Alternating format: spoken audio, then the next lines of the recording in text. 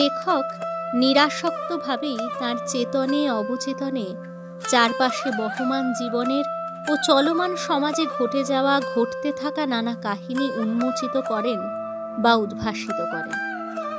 আবার কখনো বা কাহিনী বর্ণনার পরতে পরতে আগামীতে ঘটে যাওয়া ঘটনার ইঙ্গিতও রেখে যান। সামন্তবাদী সময়ে ছোটখাটো এক জমিদারের হতদরিদ্র প্রজা গফুরের বড় আদরের গরু ছিল মহেশ। গরু হলে কি হবে, গফুরের আদরের মহেশকে নিয়ে গানও বাঁধা হয়েছে। ভারতের গায়ক ভূপেন হাজারিকার শরৎবাবু তোমার মহেশ গানটির কথা নিশ্চয়ই সকলের মনে আছে।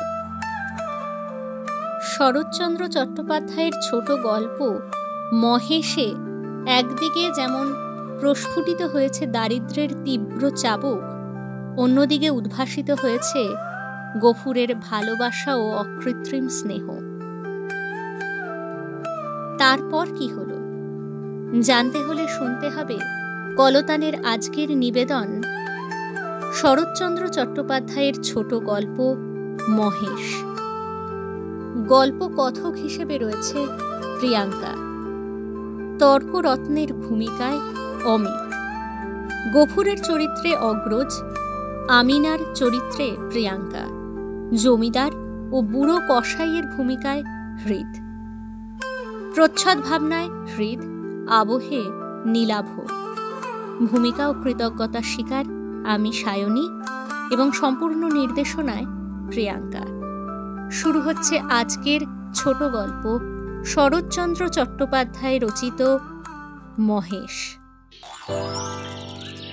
রোববার মানে গপ্পবার।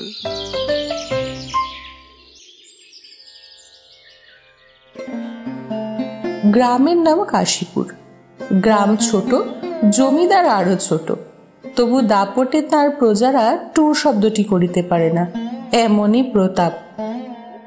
ছোট ছেলের জন্মতিথি পূজা। পূজা সারিয়া তর্করত্ন দ্বীপ্রহর বেলায় বাটি ফিরিতেছিলেন। বৈশাখ শেষ হইয়া আসে, কিন্তু মেঘের ছায়াটুকু কোথাও নাই। অনাবৃষ্টির আকাশ হইতে যেন আগুন ঝরিয়া পড়িতেছে। সম্মুখের দিগন্তজোড়া মাঠখানা জ্বলিয়া পুড়িয়া ফুটি ফাটা হইয়া আছে, আর সেই লক্ষ্য ফাটল দিয়া ধরিত্রীর বুকের রক্ত নিরন্তর ধোঁয়া হইয়া উড়িয়া যাইতেছে। অগ্নিশিখার মতো তাহাদের সর্পিল ঊর্ধ্বগতির প্রতি চাহিয়া থাকিলে মাথা ঝিমঝিম করে, যেন নেশা লাগে। ইহারই সীমানায় পথের ধারে গফুরজোলার বাড়ি। তাহার মাটির প্রাচীর পড়িয়া গিয়া প্রাঙ্গণ আসিয়া পথে মিশিয়াছে, এবং অন্তঃপুরের লজ্জা সম্ভ্রম পথিকের করুণায় আত্মসমর্পণ করিয়া নিশ্চিন্ত হইয়াছে। পথের ধারে একটা পিটালি গাছের ছায়ায় দাঁড়াইয়া তর্করত্ন উচ্চকণ্ঠে ডাক দিলেন, ঘরে আছিস? তাহার বছর দশেকের মেয়ে দুয়ারে দাঁড়াইয়া সাড়া দিল, কেন বাবাকে? বাবার যে জ্বর। জ্বর? দেখে তো হারামজাদাকে পাষণ্ড। হাঁক ডাকে গফুর মিয়া ঘর হইতে বাহির হইয়া জ্বরে কাঁপিতে কাঁপিতে কাছে আসিয়া দাঁড়াইল। ভাঙা প্রাচীরের গা ঘেঁষিয়া একটা পুরাতন বাবলা গাছ, তাহার ডালে বাঁধা একটা ষাঁড়। তর্করত্ন দেখাইয়া কহিলেন, বলে ওটা হচ্ছে কি শুনি? এই দুর্গা ব্রাহ্মণ জমিদার সে খেয়াল আছে? তার মুখখানা রাগে ও রৌদ্রের ঝাঁঝে রক্তবর্ণ, সুতরাং সে মুখ দিয়া তপ্ত খরবাক্যই বাহির হইবে। কিন্তু হেতুটা বুঝিতে না পারিয়া গফুর শুধু চাহিয়া রহিল। তর্করত্ন বলিলেন, সকালে যাবার সময় দেখে গেছি বাঁধা, দুপুরে ফেরবার সময় পথে দেখছি তেমনই ঠাঁই বাঁধা। গো হত্যা হলে যে কোয়ারটা তোকে জ্যান্ত খবর দেবে রে, সে যে সে ভামন নয়। কি করবো বাবা ঠাকুর, বড় লাচারে পড়ে গেছি যে। কদিন থেকে গায়ে জ্বর, দড়ি ধরে যে 2 ঘুঁটো খাইয়ে আনবো তা মাথা ঘুরে পড়ে যাই। তবে ছেড়ে দে না, আপনি চড়াই করে আসুক। কোথায় ছাড়বো বাবা ঠাকুর? লোকের ধান এখনো সব ঝাড়া হয়নি, খামারে পড়ে আছে।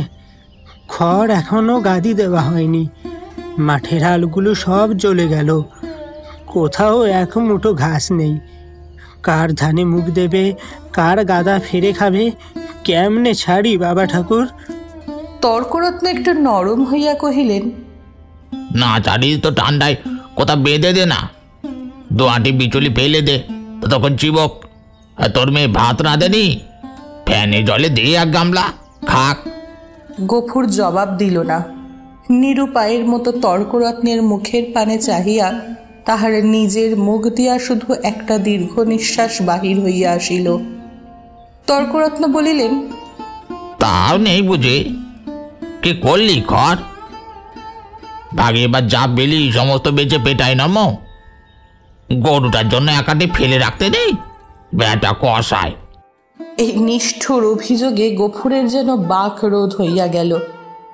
ক্ষণিক পরে ধীরে ধীরে কহিল, খানে খড় এবার ভাগে পেয়েছিলাম, কিন্তু গেল সোনের বকেয়া বলে কর্তামশাই সব ধরে রাখলেন।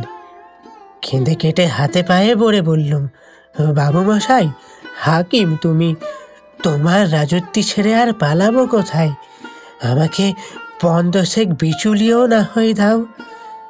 চালে খড় নেই, একখানি ঘর, বাপ বেটিতে থাকি, তাও না হয় তালপাতার গোজা গাজা দিয়ে এ বর্ষাটা কাটিয়ে দেব, কিন্তু না খেতে পেয়ে যে আমার মহেশ মারা যাবে। তর্করত্ন হাসিয়া কহিলেন, সাদ করে আবার নাম রাখা হয়তো মহেশ, হেসে বাঁচি নে। কিন্তু এ বিদ্রূপ গফুরের কানে গেল না। সে বলিতে লাগিল, কিন্তু হাকিমের দয়া হলো না। মাস ২ খোরাকের মতো ধান রুটি আমাদের দিলেন, কিন্তু বেবাক্ষর সরকারের গাদা হয়ে গেল। ও আমার কুটোটি পেলে না। বলিতে বলিতে কণ্ঠস্বর তাহার অশ্রুভারে ভারী হইয়া উঠিল। কিন্তু তর্করত্নের তাহাতে করুণার উদয় হইল না। কহিলেন, আচ্ছা মানুষ তুই, খেয়ে রেখেছিস দিবি রে? জমিদার কি তোকে ঘর থেকে খাওয়াবে নাকি রে? তোরা তো রামরাজত্বে বাস করিস, ছোট লোক কিনা, তাই নিন্দে মন্দ করিস। গফুর লজ্জিত হইয়া বলিল, নিন্দে কেন করবো বাবা ঠাকুর? নিন্দে তো আর আমরা করি নে, কিন্তু কোথা থেকে দিই বলো তো? বিঘে ৪ জমি ভাগে করি, কিন্তু উপরে উপরই ২০০ অজন্মা মাঠের ধান মাঠেই শুকিয়ে গেল। বাপ বেটিতে দুবেলা দুটো পেট ভরে খেতে পর্যন্ত পাইনে। ঘরের পানে চেয়ে দেখো, বৃষ্টি বাদলে মেয়েটাকে নিয়ে কোণে বসে রাত কাটাই, পা ছড়িয়ে শোবার ঠাঁই মেলে না। মহেশকে একটিবার তাকিয়ে দেখো, পাজরা গোনা যাচ্ছে।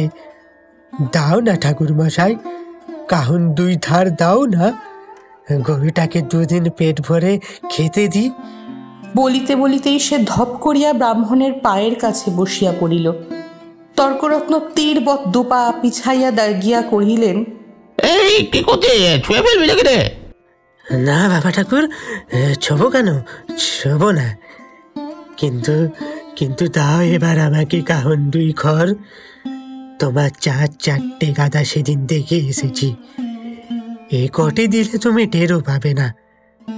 আমরা না খেয়ে মরি, ক্ষতি নেই, কিন্তু ও আমার অবলা জীব, কথা বলতে পারে না, শুধু চেয়ে থাকে, আর চোখ দিয়ে জল পড়ে।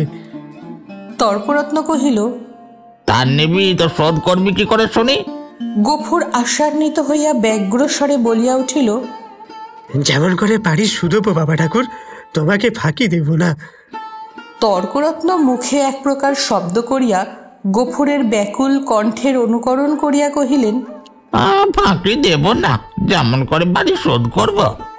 রসিক নাগর আমার, এই যা যা সর বচ্চার ঘরে যাই, বেলা হয়ে গেল আমার। এই সিং নিয়ে তেড়ে আসো যে গুতাবে রেখে রে।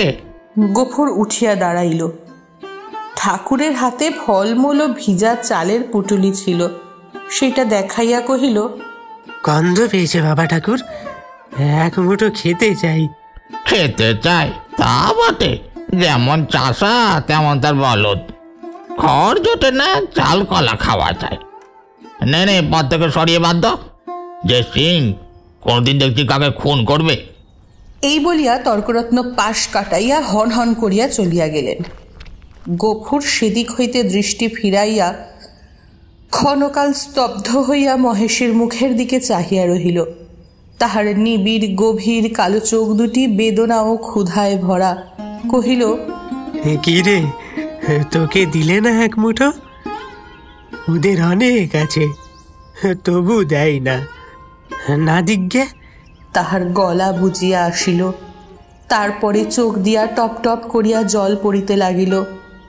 কাছে আসিয়া নীরবে ধীরে ধীরে তাহার গলায়, মাথায়, পিঠে হাত বুলাইয়া দিতে দিতে চুপি চুপি বলিতে লাগিল, মহেশ, তুই আমার ছেলে।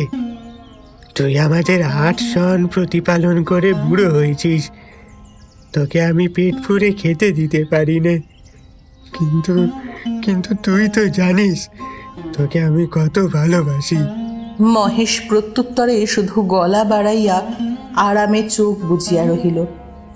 গফুর চোখের জল গরুটার পিঠের উপর রগড়াইয়া মুছিয়া ফেলিয়া তেমনি অস্ফুটে কহিতে লাগিল, জমিদার তোর মুখের খাবার কেড়ে নিলে। শ্মশানধারে যে গায়ের গজরটুকু ছিল তাও পয়সার লোভে জমাবিলি করে দিলে। এই দুর্বচ্ছরে তোকে কেমন করে বাঁচিয়ে রাখি বলতো? ছেড়ে দিলে তুই লোকের গাদা ফেরে খাবি, অন্যের গলা গাছে মুখ দিবি। তোকে নিয়ে আমি কি যে করি, গায়ে আর তোর জোর নেই মহেশ। কেউ তোকে চাই না। লোকে বলে তোকে গোহাটাই বেঁচে ফেলতে।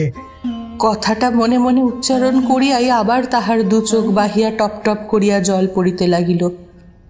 হাত দিয়া মুছিয়া ফেলিয়া গফুর একবার এদিকে ওদিকে চাহিল। তারপরে ভাঙা ঘরের পিছন হইতে কতকটা পুরানো বিবর্ণ খড় আনিয়া মহেশের মুখের কাছে রাখিয়া দিয়া আস্তে আস্তে কহিল, নে নে তো, শিগগিরি করে একটু খেয়ে নে বাবা, দেরি হলে আবার। বাবা, ভাত খাবে এসো। এই বলিয়া আমিনা ঘর হইতে দুয়ারে আসিয়া দাঁড়াইল। এক মুহূর্ত চাহিয়া থাকিয়া কহিল, মহেশকে আবার চাল ফেলে খড় দিয়েছ বাবা? ঠিক এই ভয়েই সে করিতেছিল। লজ্জিত হইয়া বলিল, না না, পুরনো পচা খড়মা, আপনি ঝরে যাচ্ছিল। আমি যে ভেতর থেকে শুনতে পেলাম বাবা, তুমি টেনে বার করছো। না মা না, ঠিক ঠিক টেনে নয়। কিন্তু দেয়ালটা যে পড়ে যাবে বাবা। গফুর চুপ করিয়া রহিল। একটিমাত্র খড় ছাড়া সে আর সবই গেছে, এবং এমন ধারা করিলে আগামী বর্ষায় ইহাও টিকিবে না। এই কথা তাহার নিজের চেয়ে আর কে বেশি জানে, অথচ এই উপায়েই বা কটা দিন চলে। মেয়ে কহিল, হাত ধুয়ে ভাত খাবে এসো বাবা, আমি বেড়ে দিয়েছি। গফুর কহিল, ফ্যানটুকু এনে দে তো মা, একেবারে খাইয়ে দিয়ে যাই। ফ্যান যে আজ নেই বাবা, হাঁড়িতেই মরে গেছে। নেই? গফুর নীরব হইয়া রহিল। দুঃখের দিনে এটুকুও যে নষ্ট করা যায় না, এই 10 বছরের মেয়েটাও তাহা বুঝিয়াছে। হাত ধুইয়া সে ঘরের মধ্যে গিয়া দাঁড়াইল। একটা পিতলের থালায় পিতার সাকান্ন সাজাইয়া দিয়া কন্যা নিজের জন্য একখানি মাটির শানকিতে ভাত বাড়িয়া লহিয়াছে। চাহিয়া চাহিয়া গফুর আস্তে আস্তে কহিল, মিনা, আমার গায়ে যে আবার শীত করে মা, জ্বর গায়ে খাওয়া কি ভালো? আমিনা উদ্বিগ্ন মুখে কহিল, কিন্তু তখন যে বললে বড় খিদে পেয়েছে। তখন হয়তো জ্বর ছিল না মা। তাহলে তুলে রেখে দিই, সাঁঝের বেলা খেও। গফুর মাথা নাড়িয়া বলিল, কিন্তু ঠান্ডা ভাত খেলে যে অসুখ বাড়বে আমিনা।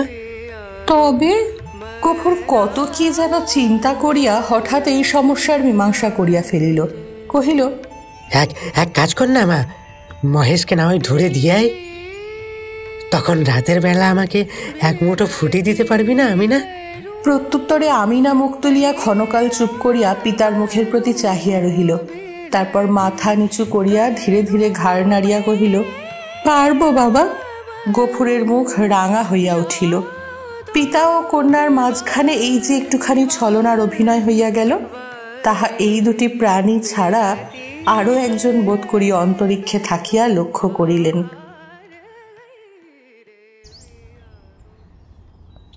পাঁচ সাত দিন পরে একদিন পীড়িত গফুর চিন্তিত মুখে দাওয়ায় বসিয়াছিল। তাহার মহেশ কাল হইতে এখনো পর্যন্ত ঘরে ফিরে নাই। নিজে সে শক্তিহীন, তাই আমিনা সকাল হইতে সর্বত্র খুঁজিয়া বেড়াইতেছে। পরন্ত বেলায় সে ফিরিয়া আসিয়া বলিল, শুনেছ বাবা, মানিক ঘোষেরা মহেশকে আমাদের থানায় দিয়েছে। গফুর কহিল, দৌড় পাগলি, এমন হয় নাকি? হ্যাঁ বাবা, সত্যি। তাদের চাকর বললে তোর বাপকে বলগে যা দরিয়াপুরের খোয়ারে খুঁজতে। কেন, কি করেছিল সে? তাদের বাগানে ঢুকে নাকি গাছপালা নষ্ট করেছে বাবা। গফুর স্তব্ধ হইয়া বসিয়া রহিল। মহেশের সম্বন্ধে সে মনে মনে বহু প্রকার দুর্ঘটনা কল্পনা করিয়াছিল, কিন্তু এই আশঙ্কা ছিল না। সে যেমন নিরীহ তেমনি গরিব, সুতরাং প্রতিবেশী কেহ তাহাকে এত বড় শাস্তি দিতে পারে এ ভয় তাহার হয় নাই। বিশেষত মানিক ঘোষ, গো ব্রাহ্মণে ভক্তি তাহার এই অঞ্চলে বিখ্যাত। মেয়ে কহিল, বেলা যে পড়ে এলো বাবা, মহেশকে আনতে যাবে না? গফুর বলিল, না। কিন্তু তারা যে বললে 3 দিন হলেই পুলিশের লোক তাকে গোহাটায় বেচে ফেলবে। গফুর কহিল, এলুকগে গোহাটা বস্তুটা যে ঠিক কি আমি না তাহা জানিত না, কিন্তু মহেশের সম্পর্কে ইহার উল্লেখ মাত্রেই তাহার পিতা যে কিরূপ বিচলিত হইয়া উঠিত ইহা সে বহুবার লক্ষ্য করিয়াছে। কিন্তু আজ সে আর কোনো কথা না কহিয়া আস্তে আস্তে চলিয়া গেল। রাত্রের অন্ধকারে লুকাইয়া গফুর বংশীর দোকানে আসিয়া কহিল, খুড়ো, একটা টাকা দিতে হবে। এই বলিয়া সে তাহার পিতলের থালাটি বসিবার মাচার নিচে রাখিয়া দিল। এই বস্তুটির ওজন ইত্যাদি বংশীর সুপরিচিত। বছর 2 মধ্যে সে 5 ইহাকে বন্ধক রাখিয়া একটি করিয়া টাকা দিয়াছে, অতএব আজও আপত্তি করিল না। পরদিন যথাস্থানে আবার মহেশকে দেখা গেল। সেই বাবলাতলা, সেই দড়ি, সেই খুঁটা, সেই তৃণহীন শূন্য আধার, সেই ক্ষুধাতুর কালো চোখের সজল উৎসুক দৃষ্টি। একজন বুড়া গোছের মুসলমান তাহাকে অত্যন্ত তীব্র চক্ষু দিয়া পর্যবেক্ষণ করিতেছিল। অদূরে এক ধারে 2 হাঁটু জড়ো করিয়া গফুর মিয়া চুপ করিয়া বসিয়াছিল। পরীক্ষা শেষ করিয়া বুড়া চাদরের খুঁট হইতে একখানি 10 টাকার নোট বাহির করিয়া তাহার ভাঁজ খুলিয়া বারবার মসৃণ করিয়া লইয়া তাহার কাছে গিয়া বলিল, আর ভাঙবো না, এই পুরোপুরি দিলাম, নাও। গফুর হাত বাড়াইয়া গ্রহণ করিয়া তেমনি নিঃশব্দেই বসিয়া রহিল। যে 2 জন লোক সঙ্গে আসিয়াছিল তাহারা গরুর দড়ি খুলিবার উদ্যোগ করিতেই কিন্তু সে অকস্মাৎ সোজা উঠিয়া দাঁড়াইয়া উদ্ধত কণ্ঠে বলিয়া উঠিল, এই দড়িতে হাত দিও না কিন্তু, খবরদার খবরদার, ভালো হবে না কিন্তু। তাহারা চমকিয়া গেল। বুড়া আশ্চর্য হইয়া কহিল, কেন? গফুর তেমনি রাগিয়া জবাব দিল, কেন আবার কি? আমার জিনিস, আমি বেচবো না, আমার খুশি। এই বলিয়া সে নোটখানা ছড়িয়া ফেলিয়া দিল। তাহারা কহিল, কাল পথে আসতে বায়না নিলে যে। নাও নাও, এই নাও, তোমাদের বায়না ফিরিয়ে নিয়ে যাও, যাও যাও। এই বলিয়া সে ট্যাগ হইতে 2টা টাকা বাহির করিয়া ঝনাত করিয়া ফেলিয়া দিল। একটা কলহ বাঁধিবার উপক্রম হয় দেখিয়া বুড়া হাসিয়া ধীরভাবে কহিল, চাপ দিয়া আর 2 টাকা বেশি নেবে, এই তো দাও। হ্যাঁ, পানি খেতে ওর মেয়ের হাতে 2 টাকা দাও, কেমন? এই না। গফুর সজোরে মাথা নাড়িয়া কহিল, না না, আমি দেব না। কিন্তু এর বেশি কেউ 1 আধলাও দেবে না, জানো তো? না না। বুড়া বিরক্ত হইল। না তো কি, চামড়াটাই যে দামে বিকবে, নইলে মাল আর আছে কি? গফুরের মুখ দিয়া হঠাৎ একটা বিশ্রী কটু কথা বাহির হইয়া গেল এবং পরক্ষণে সে ছুটিয়া গিয়া নিজের ঘরে ঢুকিয়া চিৎকার করিয়া শাসাইতে লাগিল যে তাহারা যদি অবিলম্বে গ্রাম ছাড়িয়া না যায় তো জমিদারের লোক ডাকিয়া জুতা পেটা করিয়া ছাড়িবে। হাঙ্গামা দেখিয়া লোকগুলো চলিয়া গেল, কিন্তু কিছুক্ষণেই জমিদারের সদর হইতে তাহার ডাক পড়িল। গফুর বুঝিল এই কথা কর্তার কানে গিয়াছে। সদরে ভদ্র অভদ্র অনেকগুলি ব্যক্তি বসিয়াছিল। শিবুবাবু চোখ রাঙা করিয়া কহিলেন, গফরা, তোকে যে আমি কি সাজা দেব ভেবে পাইনি। কোথায় বাস করে আছিস জানিস? গফুর হাত জোর করিয়া কহিল, জানি বাবা ঠাকুর, আমরা খেতে পাইনি, নইলে নইলে আজ আপনি যা জরিমানা করতেন আমি না করতাম না। সকলেই বিস্মিত হইল। এই লোকটাকে জেদি এবং বদমেজাজি বলিয়াই তাহারা জানিত। সে কাঁদো কাঁদো হইয়া কহিল, এমন কাজ আর করব না কর্তা। এই বলিয়া সে নিজের দুই হাত দিয়া নিজের দুই কান মলিল এবং প্রাঙ্গণের একদিক হইতে আর একদিক পর্যন্ত নাকখত দিয়া উঠিয়া দাঁড়াইল। শিবুবাবু সদয় কণ্ঠে কহিলেন, আচ্ছা, যা যা হয়েছে, আর কখনো এইসব মতিবুদ্ধি করিস নে। বিবরণ শুনিয়া সকলেই কণ্টকিত হইয়া উঠিলেন এবং এই মহাপাতক যে শুধু কর্তার পুণ্য প্রভাবে ও শাসন ভয়েই নিবারিত হইয়াছে সে বিষয়ে কাহারও সংশয় মাত্র রহিল না। তর্করত্ন উপস্থিত ছিলেন। তিনি গো শব্দের শাস্ত্রীয় ব্যাখ্যা করিলেন এবং যে জন্য এই ধর্মজ্ঞানহীন ম্লেচ্ছ জাতিকে গ্রামের ত্রিসীমানায় বসবাস করিতে দেওয়া নিষিদ্ধ তাহা প্রকাশ করিয়া সকলের জ্ঞান নেত্র বিকশিত করিয়া দিলেন। গফুর একটা কথারও জবাব দিল না।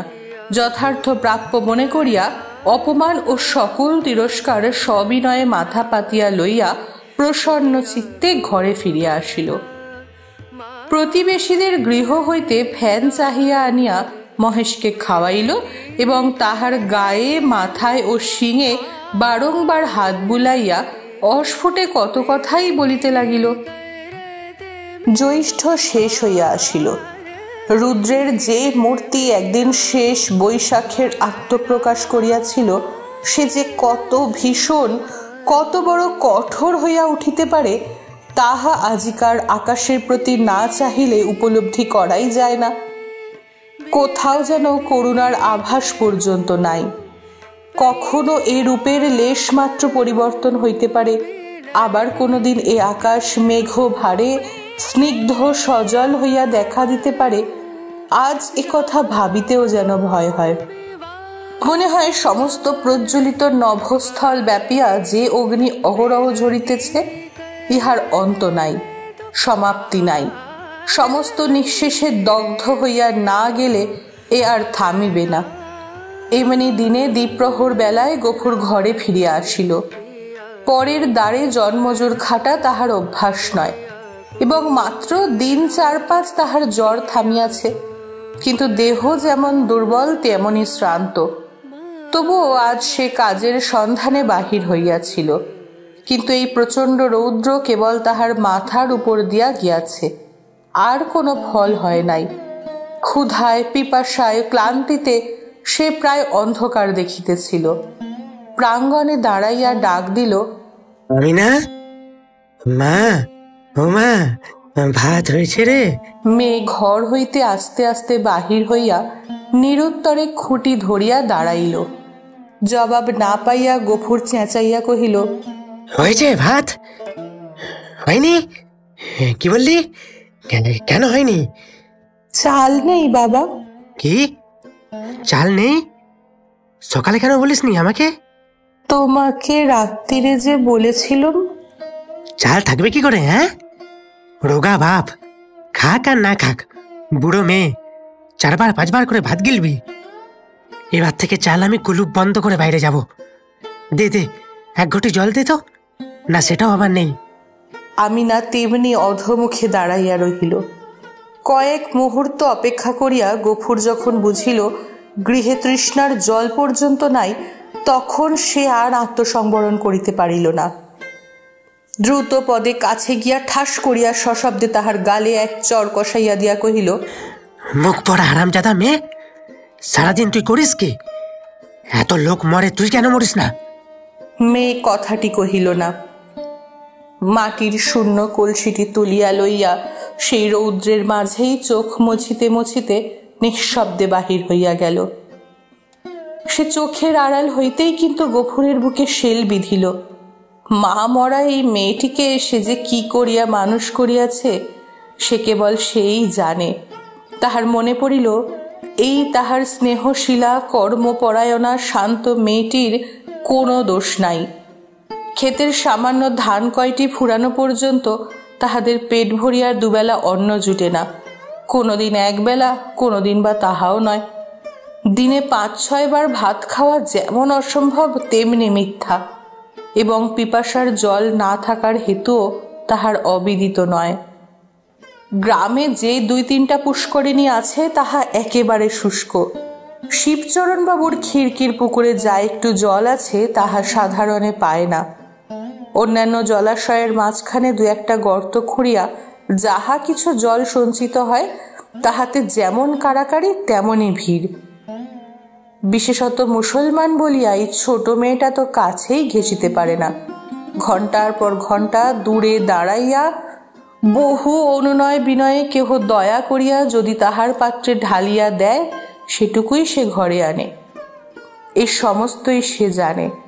হয়তো আর জল ছিল না, কিংবা কাড়াকাড়ির মাঝখানে কেহ মেহেকে তাহার কৃপা করিবার অবসর পায় নাই, এমনই কিছু একটা হইয়া থাকিবে নিশ্চয়।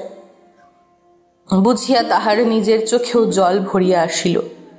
এমনি সময়ে জমিদারের পিয়াদা যমদূতের ন্যায় আসিয়া প্রাঙ্গণে দাঁড়াইল, চিৎকার করিয়া ডাকিল, গফরা, এই গফরা, ঘরে আছিস? গফুর তিক্ত কণ্ঠে সাড়া দিয়া কহিল, হ্যাঁ আছি। কেন? বাবু মশাই ডাকছেন, আয়। গফুর কহিল, আমার খাওয়া দাওয়া হয়নি, পরে যাব। এত বড় স্পর্ধা পিয়াদার সহ্য হইল না। সে কুৎসিত একটা সম্বোধন করিয়া কহিল, বাবুর হুকুম, জুতো মারতে মারতে টেনে নিয়ে যেতে। গফুর দ্বিতীয়বার আত্মবিস্মৃত হইল। সেও একটা দুর্বাক্য উচ্চারণ করিয়া কহিল, বলি, মহারানীর রাজত্বে কেউ কখনো কারো গোলাম হয়? খাজনা দিয়ে বাস করি, আমি যাব না। কিন্তু সংসারে অত ক্ষুদ্রের অত বড় দোহাই দেওয়া শুধু বিফল নয়, বিপদের কারণ। রক্ষা এই যে অত ক্ষীণকণ্ঠ অত বড় কানে গিয়া পৌঁছায় না, না হইলে তাহার মুখের অন্ন ও চোখের নিদ্রা দুই ঘুচিয়া যাইত। তাহার পরে কি ঘটিল বিস্তারিত করিয়া বলার প্রয়োজন নাই, কিন্তু ঘণ্টাখানেক পরে যখন সে জমিদারের সদর হইতে ফিরিয়া ঘরে গিয়া নিঃশব্দে শুইয়া পড়িল, তখন তাহার চোখ মুখ ফুলিয়া উঠিয়াছে। তাহার এত বড় শাস্তির হেতু প্রধানত মহেশ। গফুর বাটি হইতে বাহির হইবার পরে সেও দড়ি ছিঁড়িয়া বাহির হইয়া পড়ে এবং জমিদারের প্রাঙ্গণে ঢুকিয়া ফুলগাছ খাইয়াছে, ধান শুকাইতেছিল তাহা ফেলিয়া ছড়াইয়া নষ্ট করিয়াছে, পরিশেষে ধরিবার উপক্রম করায় বাবুর ছোট মেয়েকে ফেলিয়া দিয়া পলায়ন করিয়াছে। এইরূপ ঘটনা এই প্রথম নয়, ইতিপূর্বেও ঘটিয়াছে। শুধু গরিব বলিয়াই তাহাকে মাপ করা হইয়াছিল। পূর্বের মতো এবারেও সে আসিয়া হাতে পায়ে পড়িলে হয়তো ক্ষমা করা হইত, কিন্তু সে যে কর দিয়া বাস করে বলিয়া কাহারও গোলাম নয় বলিয়া প্রকাশ করিয়াছে। প্রজার মুখের এত বড় স্পর্ধা জমিদার হইয়া শিবচরণবাবু কোনো মতেই সহ্য করিতে পারেন নাই।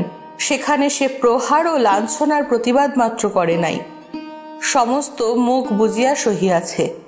ঘরে আসিয়াও সে তেমনই নিঃশব্দে পড়িয়া রহিল।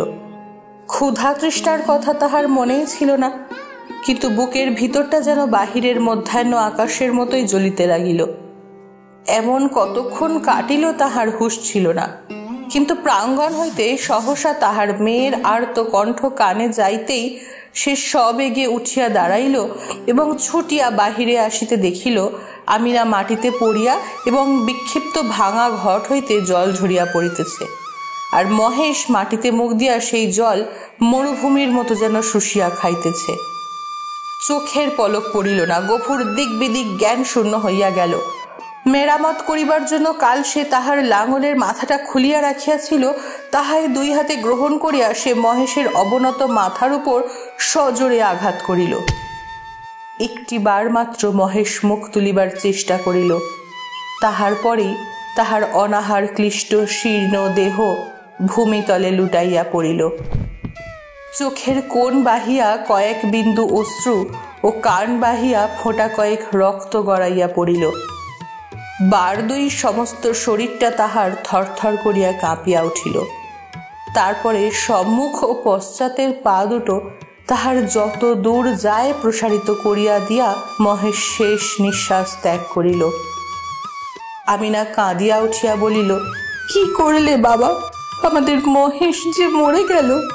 গফুর নড়িল না, জবাব দিল না, শুধু নির্নিমেষ চক্ষে আর এক জোড়া নিমেষহীন গভীর কালো চক্ষের পানে চাহিয়া পাথরের মতো নিশ্চল হইয়া রহিল।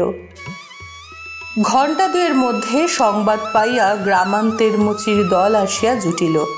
তাহারা বাঁশে বাঁধিয়া মহেশকে ভাগাড়ে লইয়া চলিল। তাহাদের হাতে ধারালো চকচকে ছুরি দেখিয়া গফুর শিহরিয়া চক্ষু মুদিল, একটা কথাও কহিল না।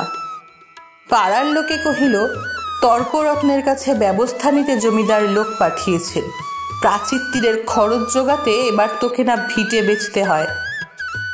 গফুর এ সকল কথারও উত্তর দিল না, দুই হাঁটুর উপর মুখ রাখিয়া ঠায় বসিয়া রহিল। অনেক রাত্রে গফুর মেয়েকে তুলিয়া কহিল, আমি না, চল আমরা যাই। সে দাওয়ায় ঘুমিয়া পড়িয়াছিল। চোখ মুছিয়া উঠিয়া বসিয়া বহিল, কোথায় বাবা? গফুর কহিল, ওই যে ফুলবাড়ির চটকলে কাজ করতে। মেয়ে আশ্চর্য হইয়া চাহিয়া রহিল। ইতিপূর্বে অনেক দুঃখেও পিতা তাহার কলে কাজ করিতে রাজি হয় নাই। সেখানে ধর্ম থাকে না, মেয়েদের ইজ্জত আব্রু থাকে না, এ কথা সে বহুবার শুনিয়াছে। গফুর কহিল, আর দেরি করিস নে মা, চল, অনেক পথ হাঁটতে হবে। আমিনা জল খাইবার ঘটি ও পিতার ভাত খাইবার পিতলের থালাটি সঙ্গে লইতেছিল। গফুর নিষেধ করিল, ওসব থাকতে দে মা, ওতে আমার মহেশের প্রাচিত্তির হবে। অন্ধকার গভীর নিশীথে সে মেয়ের হাত ধরিয়া বাহির হইল। এই গ্রামে আত্মীয় কেহ তাহার ছিল না, কাহাকেও বলিবার কিছু নাই। আঙিনা পার হইয়া পথের ধারে সেই বাবলাতলায় আসিয়া সে থমকিয়া দাঁড়াইয়া সহসা হু হু করিয়া কাঁদিয়া উঠিল। নক্ষত্র খচিত কালো আকাশে মুখ তুলিয়া বলিল, হে আল্লাহ, আমাকে তুমি যত খুশি সাজা দিও, কিন্তু মহেশ আমার তেষ্টা নিয়ে মরেছে। তার চড়ে খাওয়ার এতটুকু জমি কেউ রাখেনি। যে তোমার দেওয়া মাঠের ঘাস, তোমার দেওয়া তেষ্টার জল তাকে খেতে দেয়নি। তার কসুর যেন তুমি কোনোদিনও মাফ করো না আল্লাহ। শব্দশৈলীর চমৎকার গাঁথুনি আর বাক্যের দারুণ বিন্যাসে আজকের গল্পটিতে ফুটে উঠল এক অবলা জীবের প্রতি গরিব কৃষকের অকৃত্রিম ভালোবাসা। অপরদিকে চোখে আঙুল দিয়ে দেখিয়ে দিল সমাজের এক শ্রেণীর জমিদারের হাতে গরিব কৃষকদের শোষিত হওয়ার করুণ চিত্র। সত্যি, মহেশ গল্পটি কিন্তু পাঠকের হৃদয়ে অশ্রুর কড়া নেড়ে যায়। কেমন লাগলো আজকের গল্প? কমেন্ট করে অবশ্যই জানান আমাদের উপস্থাপনা ভালো লেগে থাকলে লাইক, শেয়ার এবং চ্যানেলটিকে সাবস্ক্রাইব করতে ভুলবেন না যেন। পাশে থাকুন, শুনতে থাকুন কলতান।